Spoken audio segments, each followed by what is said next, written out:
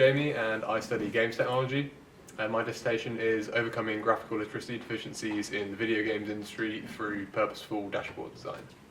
So in layman's terms, my project is about understanding to what extent members of the video games industry understand data and its actionability, and how we can use classical graph design and dashboard design techniques to try and bridge the gap between the knowledge of a statistician and a member of staff at a game studio.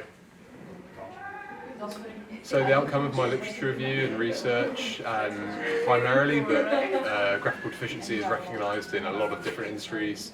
In particular, there's a lot of research being done in the medical industry where graphs are used to communicate risk, and there's certainly some quite stark observations in terms of people's inability to read quite simple data. So part of my project will be bringing that into the games industry, and there's also evidence for how best to design graphs, how best to design dashboards, all of which will be applicable to my project. So I started by collecting some raw data that I could use to drive my dashboards. I wrote a Python script which collected fantasy football data, and then I populated that in a Postgres SQL database, and then used Microsoft Excel to link up to the database, and then I had a queryable data set. So at that point I created a range of dashboards. These varied in graph type and design. I could then put them in front of an end user who would have to extract some information, answer some questions, and then we could identify any differences in the response rates and correct answer rates to determine which dashboards worked best.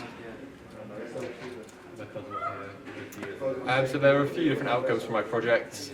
Perhaps the most interesting was that in the absence of perfect information, a participant's ability to use proxy information was seemingly random or could easily be influenced by graph type.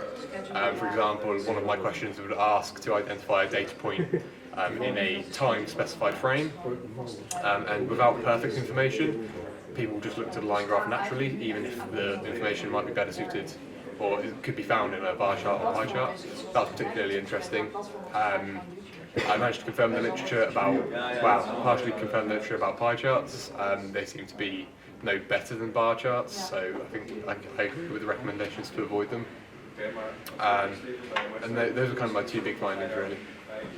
For me, the best part about dissertation was actually the literature review. I found it really interesting going through some of the scientific journals, particularly in the medical industry where they've got big budgets for wide sector-wide tests. In particular, I found a couple of studies which had sort of 1,000 participants across the US and Germany, so they're really valid and quantifiable. And just generally I found the topics really interesting. I even went back to kind of Darwinism and understanding how humans communicate as a way to understand how we can communicate in the 21st century.